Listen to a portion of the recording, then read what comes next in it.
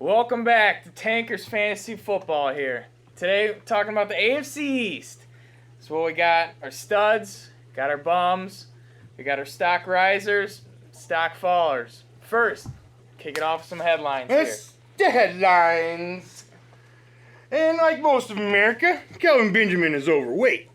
But this is affecting his job performance severely. They're talking about him only playing 30 to 35 snaps to start the season. That's like half.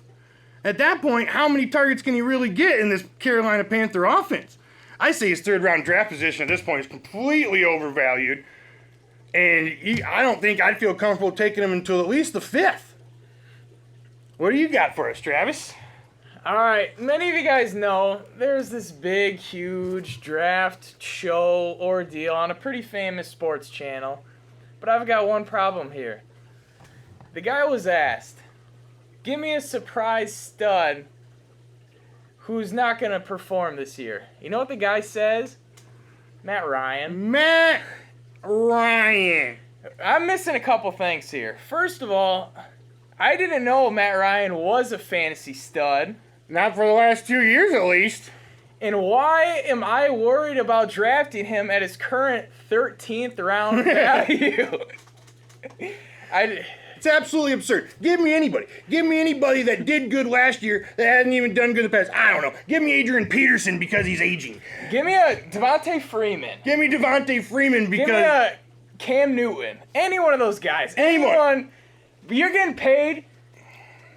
You're getting paid to do this here, and you're going to tell me... How can we even sit Matt there... Ryan.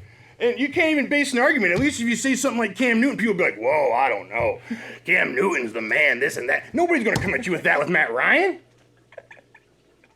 And to make matters worse, they had this big, huge, mock draft thing, and it was literally a train wreck going on. It was so bad, but I couldn't stop watching it. Antonio Brown, 4th overall. 4th overall.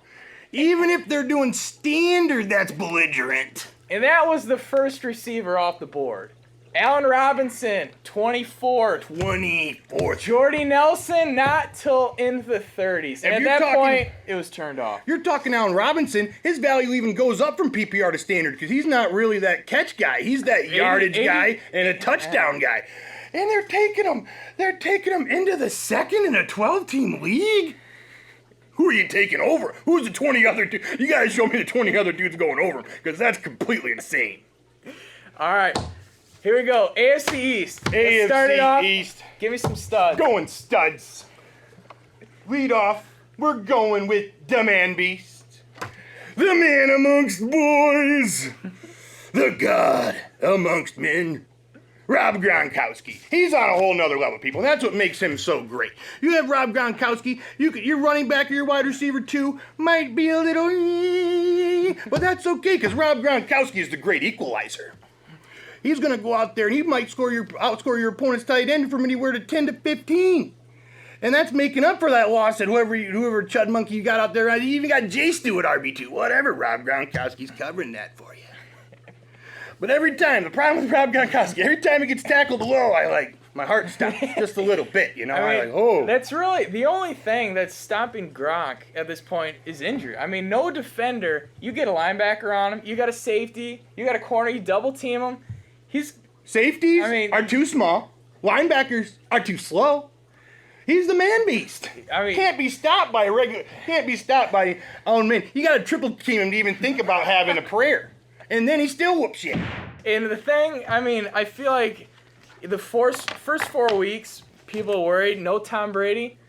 Who's Garoppolo going to be throwing it to? He's going to be throwing these short dump-offs. Safety blanket, the man beast, the guy who can get it done. He's going to be Garoppolo's blankie. What easier throw is it for a young quarterback to make?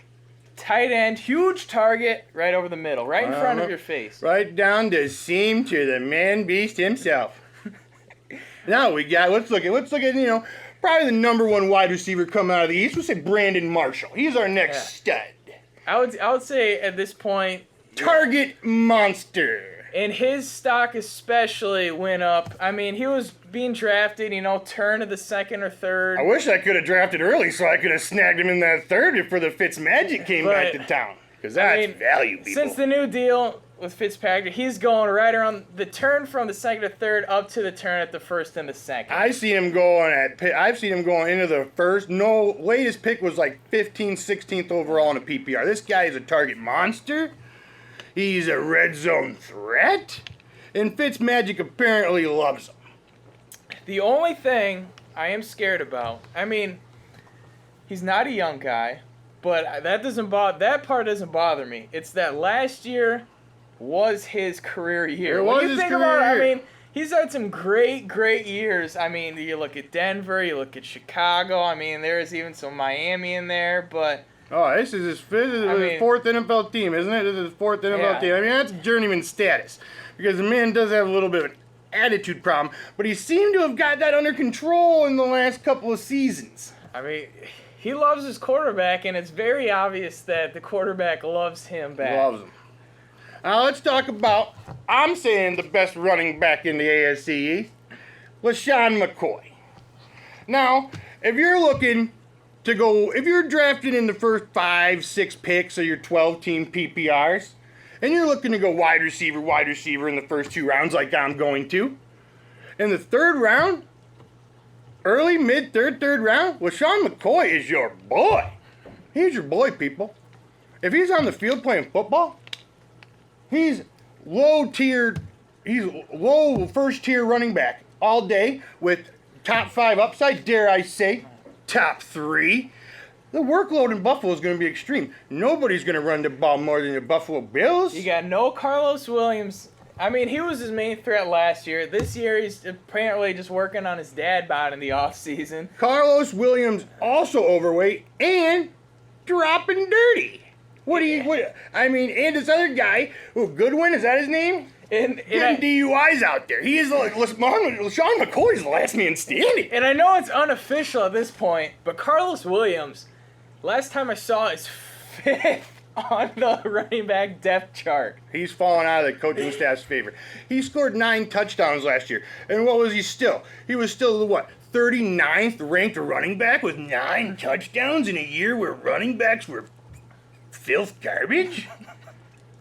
I think the 9 touchdowns was fluky at best. Look at all the fluky touchdowns last year. Tavon Austin had 9 or 10. Yeah. Ted Ginn had 10 regular season touchdowns. Madness. Doug Baldwin's magical run. I think those are all one-time things. Yeah. I think that swan song is over, and I think these dudes are coming back to reality. Carlos Williams, as of right now, I wouldn't expect him to have any kind of role until week 7 or 8. Yeah, I also love McCoy. I love the value you're getting. I think if he's in the lineup, he's at worst going to be probably low-end RB1, I feel like. Oh, worst case scenario. That's his floor. Worst case scenario. What do you have? He had 54, 56 catches last year, so minimum, what do you say? Yeah. 50, 60 catches in a PPR? He could easily get 70 balls. Easily. The man gets the first and second down work. He gets the third down targets. He gets those passing game work. The only thing that you're skeptical about is he going to get that inside the 5 work, which they've kind of even came out and said they don't want to tell him to take the beating. They want to keep him fresh, and that's hurting his fantasy value a little bit. But as far as I'm concerned, if it is actually keeping him off the injury list, and it is keeping him fresh, the hell, I'm all in. Especially for, third. He's been going third round. I think third round value, if you can get a legitimate RB1 who doesn't have a guy right on his heels, and he's not that much of a one-year wonder. It's not like, your Carlos Hydes or anything. You're getting a one-time number 1 overall pick in fantasy football. Let's talk about the running backs going around him in PPR 12-team leagues. We're talking about Eddie Lacy, Cheeseburger Eddie, not in. McCoy over that bum all day. Mark Ingram can't stay on the field. Mark Ingram, I know. The guy was a top 5 PPR running back before he got injured, but I just can't buy in. I feel like he's flopping around out there. I can't be into it. I can't get involved with it. I have zero faith in him at that high of a draft pick. I can't. McCoy over him all day long. I've got more faith in LaShawn McCoy than I do Freeman this year. I got more faith in LaShawn McCoy than I do Doug Martin this year. Charles Sims is going to eat into his carries more and more. Charles Sims has already taken away the majority of the receptions. Doug Martin's a game flow player. Yeah. If they're down 2 scores in the third or fourth quarter, Doug Martin not on the field. I've seen it happen. Yeah. He has cost me so many times when he's like, oh, he did pretty good in the first half, and he goes out there and touches the ball 2 or 3 times in the entire second half, and you're like, what is going on here? All right, let's go to bums. Let's go to the bums. What we got? We got bums. All right, Bum City. Who we got? We got lead it off, Charles Clay. Well, this guy had himself a little bit of a hype train going into last year, coming from Miami. He looked like he had some talent. And he started off the season kind of decent. I think he had, 2 touchdowns first 3 weeks? 2 touchdowns, one in week 2. Had a 9-catch game in there. 1 in week 3. And then this guy goes out there and only scores you 1 more touchdown the rest of the year. And he doesn't score till week 13. He scores week 2. He scores week 3. So you're like, yeah, man. I waited a long time to draft my first tight end. He's paying up. I got myself a low-end tier 1, and then it's just like, nope. Straight Bum City. Waiver wire fodder by week 8. And, he just can't get involved with these types of players anymore. And with him, too, the offense does not run through Charles Clay, people. No. They are a run-first team. They want to go smash mouth with McCoy and Taylor, and then give the ball to Watkins out on the edge. That's their game plan. I don't see Clay. I don't even see Clay having the year that he had last year. He might get a couple more touchdowns, but his yards and his receptions are no guarantee in anything. I feel like Target's easily going to take a hit this year. Talk about another bum tight end out of the AFC. Let's talk about Jordan Cameron, a guy who had his swan song, 2 years ago? Cleveland. He was your boy. Oh, I had him in a league, and he won me some money, and it was a good time, but now that time is over. The man had, 35 catches all of last year? 35. That's not good enough for me. They say he's had inconsistent camp. Don't know how he's going to fit with this new Gase system. You know how many PPR points he had last year? Did he even hit 100? Nope. 91.6. Bad news. In PPR, that averages out to, maybe... Oh, my God. 7 points a game at your tight end? 6 at best. 7? 6 at best. That's not getting her done. And then the last guy, Adam Gase is coming to town, but I'm still not buying into Ryan Tannehill. No, I don't think you can. He was Gase was kind of the quarterback whisperer to my boy Jay Cutler up in Chicago. But I'm under strong belief that Jay Cutler is a much more talented player than Ryan Tannehill.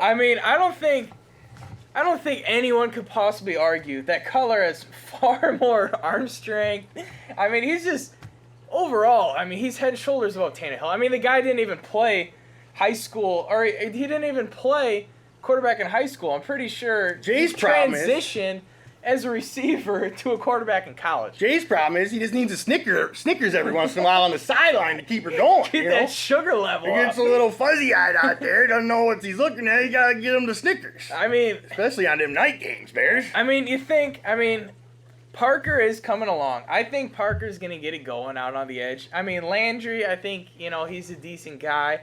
But let's say each one of those dudes have 1,000-yard seasons, which I don't know if Parker will. I can see Landry again getting it. But that's only the 2 dudes in this offense out on the perimeter. Rashard Matthews is gone. He had a pleasant couple weeks in the middle of the season there. Anybody on the bum list can go out there and make us shut up and be Ryan Tannehill. These other guys have no hope and no prayer. But still, I'm not drafted. Maybe if you're in a 2-quarterback league. If you're getting a 2-quarterback league, maybe get, a third quarterback as your fly or a bye week kind of guy. See what he can give you, but I'm not buying into it. I'm buying into it. He could be a decent quarterback, too, in a 2-quarterback league. They're flying off the board. You probably had to draft Tannehill in the 7th or 8th in a 2-quarterback, and that's madness. Madness. Straight madness. All right, what we got up next, yeah? Let's talk about some risers. We got the risers. Where is it? Can't find them. Arrows up, people. Arrows up. All right. Got it going. All right, risers.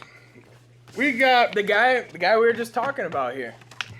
Devontae Parker. He's on the rise. And I don't know if I'm all in on his late 5th to mid-second round draft position. Because it's not like, I mean, if he goes out there in preseason and shows me a little something, then maybe I'm down. The guy did show up at the end of the year last year. He did. He came out. He had 12.7 points or better in PPR in 5 of the last 6 weeks. And he went over 80 yards in 4 of those games. And, I mean, I think he's the guy who's going to get the red zone targets.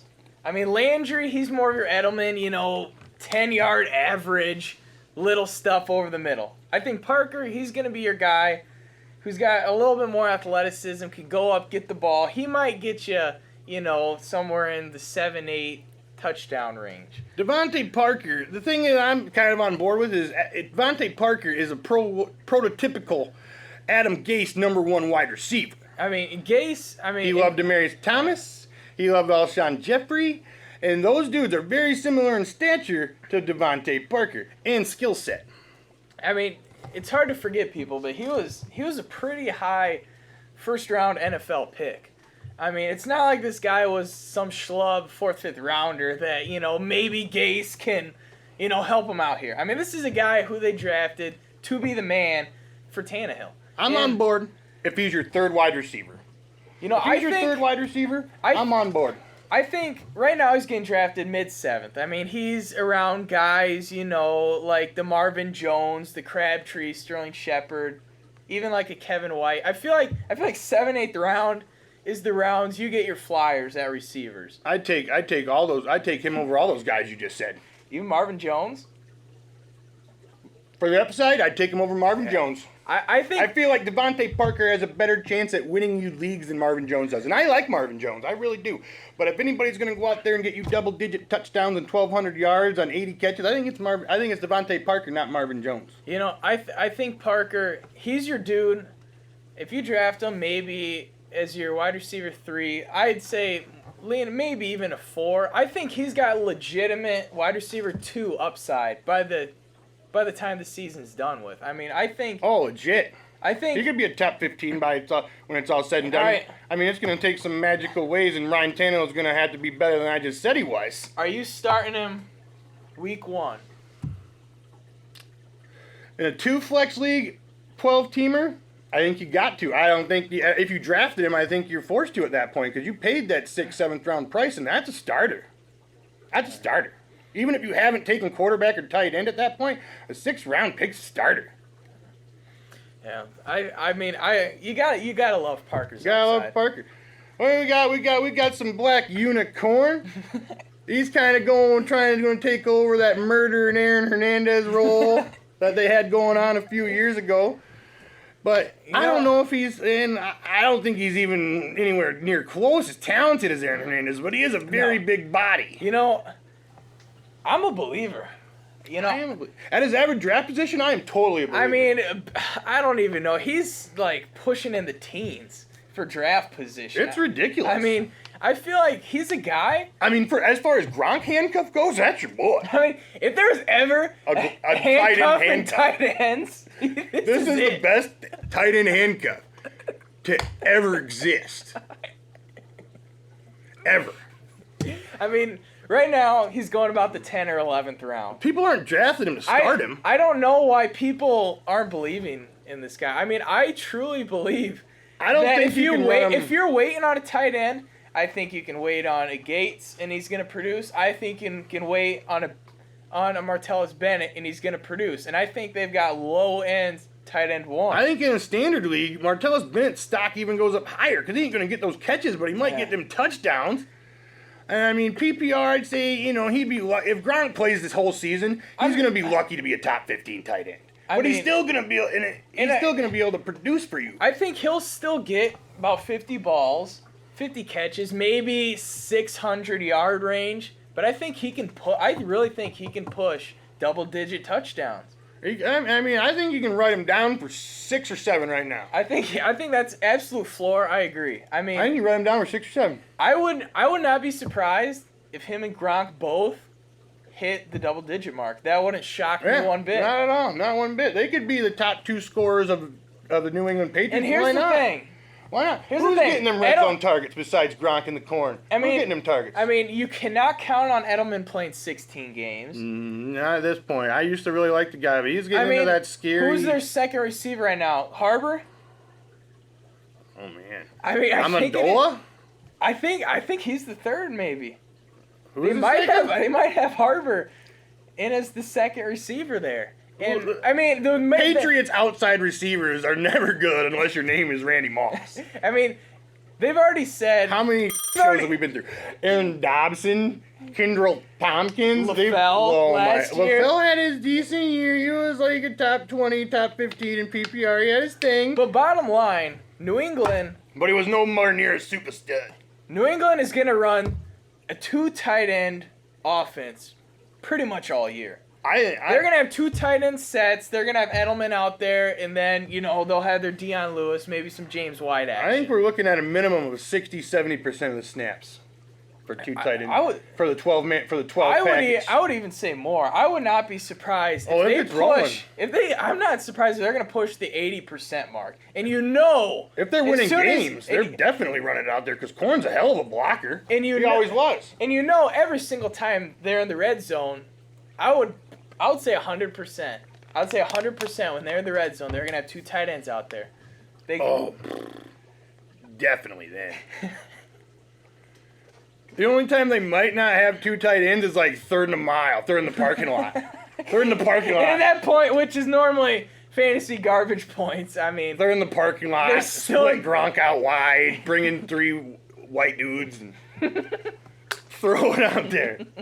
The Patriots love the tiny white dude receivers. They just love them. Next guy, Ryzen. Who is it? Ryzen? I like Sammy Watkins out there. I really do. He finished so strong, bro. In 6 of his last 9 games, he scored 19.2 fantasy points or better in PPR. And that's incredible.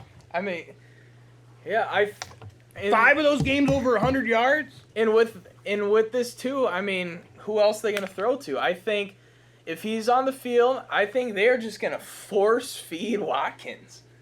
I think that's really your only option at receiver there. Force feed him. I mean, in 7 of those last 9 games, he finished with over 80 yards. He finished so strong. And I know the Buffalo Bills throw the ball the least in the National Football League. But if they just do a little bit uptick in that a game, Sammy Watkins could go off the chains. Like, we could be looking at a top 10. I could easily see. I think he's got top 5 talent. I can see top 8 to 10 this year. I think he's got top 5 talent. The man, and he's going 3rd round. I mean, this is a guy. If you're doing a no running back technique and Sammy Watkins is your 3rd receiver, I think you're gonna have a tremendous lineup. Let's go Sammy Watkins going in 3rd round. Let's look at receivers going in the 2nd round and see if we take Sammy Watkins over them. Elshon, I'd take Sammy over him. It's crazy. That's a push. I mean, that's a hard push. I mean, Jeffrey, target master, he's a machine. But, I feel like Kevin White, he'll be taking some of the targets away, and he can't stay on the field. Soft tissues.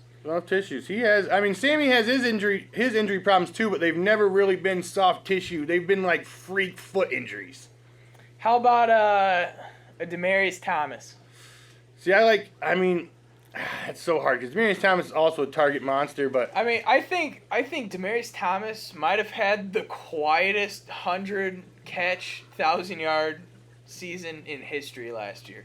I think Sammy Watkins has a higher ceiling than Thomas does this year. And I mean, you got Taco throwing the ball to him. Taco. I mean, say what you say about Tyrod Taylor, but he's head and shoulders better than Taco. Even if he gets that, the thing is, Sammy goes deep. Say he gets some, Taylor does some shifty business, and the linebackers have to suck up to protect against the scramble. Next thing you know, over the top, 50-yard Sammy touchdown. All right, Jarvis Landry. We talked about him a little here. I think the ceiling on Watkins is a lot higher than Landry. I think the floor on Landry is probably higher, but I think the ceiling on Watkins is just 2 levels higher. I mean, Landry, he's going to get you 100 balls. He's going to get you 1,000 yards. But, I mean, that's it. I mean, he's going to average right about 10, 11 yards a catch. And what I hate is he just doesn't get touchdowns. He's a target monster that if he loses just a little bit of those targets, his value drops dramatically. Which I think can happen with Parker.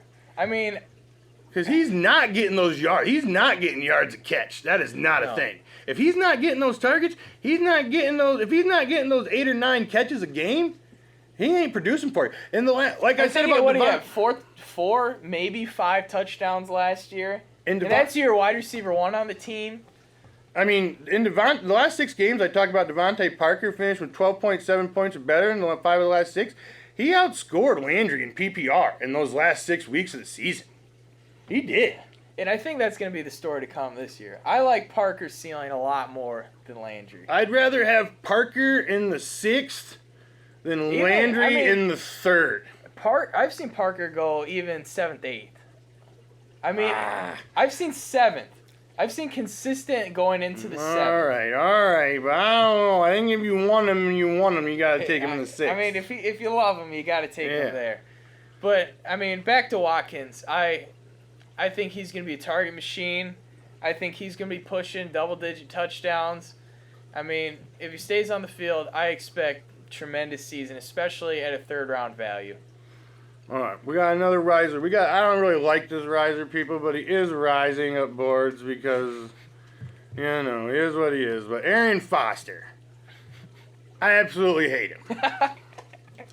I mean, he was averaging 2.6 yards a carry before he tore his Achilles. What do you think? He tore your Achilles and all of a sudden it makes you a better football player? I think the injuries were already starting to add up before he even got this 2.6 yards a carry under the supposedly fairly decent Houston Texans offensive line. He looks like a bum out there, people. I mean, and if you thought... I tried to find stuff to see how bummish he really looked on those 2.6 yards a carry, and I could barely find limited footage. They didn't even have, Arian Foster, highlights or Arian Foster plays last year. He caught his dump-offs, and then he fell over, but without those dump-offs. All right. Besides, let's say he returns to 2014 form. Are you believing? I mean, I know it's a different system because Gase is in there now. I actually like the Gase system more, but I just think he's such a bum. But you saw, obviously it's a different system, but you just saw Lamar Miller, how little they utilize that running back position. Well, that was different coaching staffs, though. I wouldn't factor that in. I'm just saying that, Foster could go out there and he could be your boy maybe 3 to 5 weeks, but there's no way. I'm saying no way this guy's here for you in the fantasy playoffs. That's impossible. Yeah, I not even sure you combine the age, you combine the injuries. I think this could be it. Are we even certain he's going to make it to the regular season?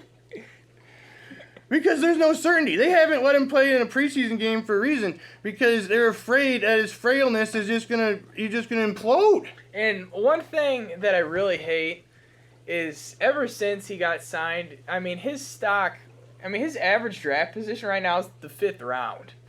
That's unsavory. If he's really unsavory. If he's like a 9th or 10th, where I just chuck a flyer. Maybe. But as a 5th, I honestly can't even think about it. I don't even see his name. I'm looking at guys around him. You get a Danny Woodhead in PPR. You get a Duke Johnson.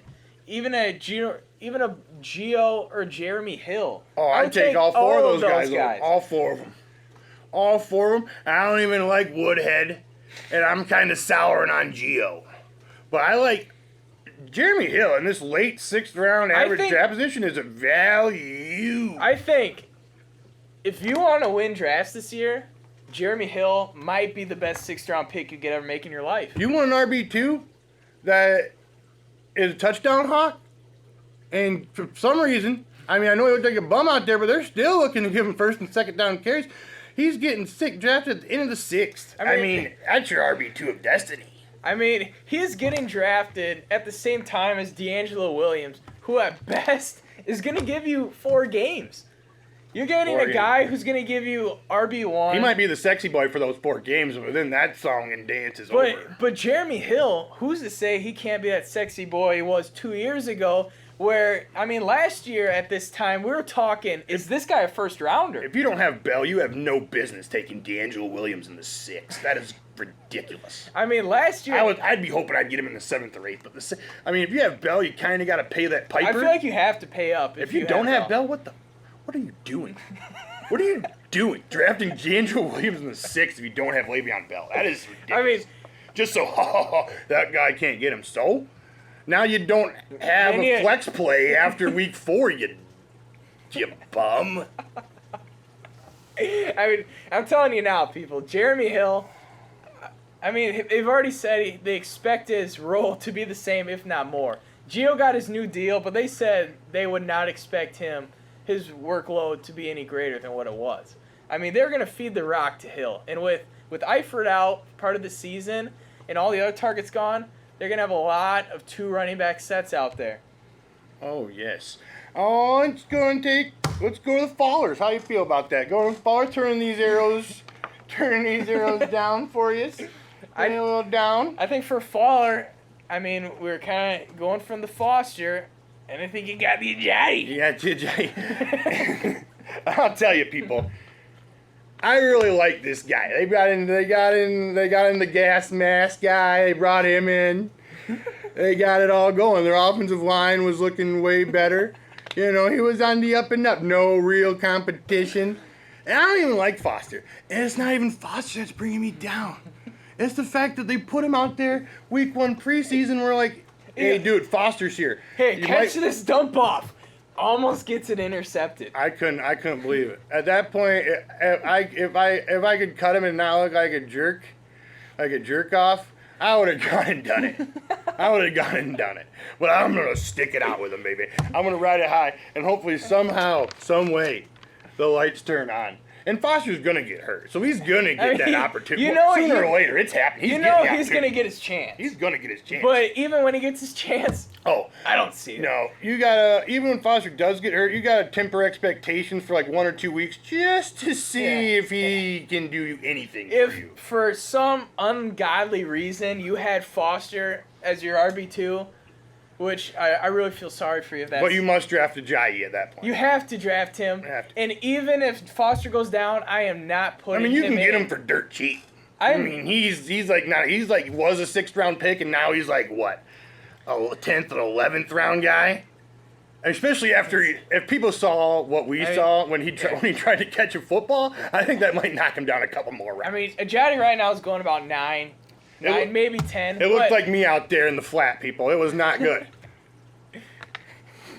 It was not a good situation. But like I said, even if you have Foster and he's in your lineup as your RB2 or flex and he goes down, I'm waiting at least a week to see before I plug Ajayi into my lineup. Because I mean, there's no reason for me to believe that he's going to get me anything more than 45 yards. None.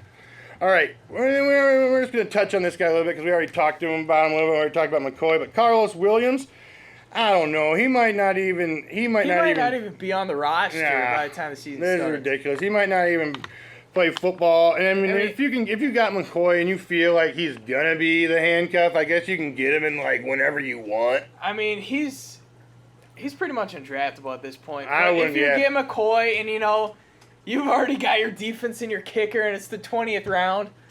All right, take him. Yeah, that's fine. I mean, but anything other than that, a faller. I don't see anything. Our other faller is Julian Edelman. I did like Julian Edelman coming in the last 2 years. I like drafted him in the 4th and that 5th round. He was like your 4th round guy. He was your 4th round hero. I mean, PPR, he'd go out there, he'd do his stuff, but 7 for 70, maybe get a score. But this year, Tom Brady obviously out 4 games. I think Corn hurts his value. And I think a healthy Dion Lewis also hurts his value. If Dion Lewis plays the whole season and Corn is effective, that's bad news for the Edelman. And if he's not getting them targets just like Landry, if his targets dip, his production also dips drastically. His production just takes a hit right to the gut. All right, we'll look at some value plays. Like some value plays. What we got here? What we got here? What we got here? What we got? We don't even have a thing for value plays. We're just gonna put them all up So there. we're just gonna put them up there. We'll give it the upside. We'll give you the upside arrows. How you like them's? All right. All right. My first value play is Eric Decker. How much more of a I don't even like the guy. I don't even but like how much more consistent of a receiver is there in the league? I was looking at it last night. I couldn't believe my eyes, people. His lowest score in PPR last year was 11.7. That's incredible. I mean, his high water was 23.7. But, and I only went over 22 other times besides that 23.7. But your 11.7 as your low water mark, that might be the best in the league. I mean, Even and the guy, even studs have their 7-point weeks. I mean, and the guy, he knows how to find the end zone. Even with Marshall having a career year, This guy's still incredible year. incredible. And that's also why on my value picks I also have Fitzmagic. Because apparently, if you're looking at a 2-quarterback league, Fitzmagic is like the best quarterback 2 alive. And you can wait on him a little bit. I mean, If he does even close to what he did last year, obviously last year, his weapons didn't go down. They got better. They brought in Matt Forte. And that doesn't, he's a pass-catching back. Chris Ivory was their back last year. His weapons did not get worse. His weapons got better. Ivory wasn't off the chain catching balls here. Forte, and I feel like Forte and Powell, I feel like they're pretty much the same guy. I feel like Powell's kind of your poor man's Forte, but they're both going to catch you balls. And so good. And speaking of Powell, he is also on my value picks of this season. Did you know? And this is going to be crazy. This is crazy. Like, I couldn't believe my eyes on this either. Powell finished strong last year with 13.9 fantasy points in PPR or better in 5 of the last 6 weeks in a complimentary role. Who knows? Will Powell's out there scoring 13.9 or better 5 of the 6 weeks. I could have used his in the playoffs. I could have used that in the playoffs. That's insane. If Forte goes down, All right. Will Powell apparently. Do you think Powell's value is greater this year with Forte or last year with Ivory? I think, you got to say it's a little bit lower. But you can still, the guy is going basically undrafted. It's ridiculous. If Forte goes down, and he likes to get hurt. Forte doesn't play 16 games too often. He's awfully consistent, but he's good for at least, 2 to 3 weeks where he's going to be a little greasy in the line. I think Will Powell, he'll be able to put up your numbers like, your Theo Riddicks of the world, even when Forte's out there. Like, he might be able to put up like some guys like Danny Woodhead or something. I think Danny Woodhead's going to take a little bit of hit this year. It's hard to believe that Gordon's going to be nearly as bad as what he was last year. You know how many touchdowns Melvin Gordon had last year? 0. And I'll tell you what, I will eat this tablet if he scores 0 touchdowns this year.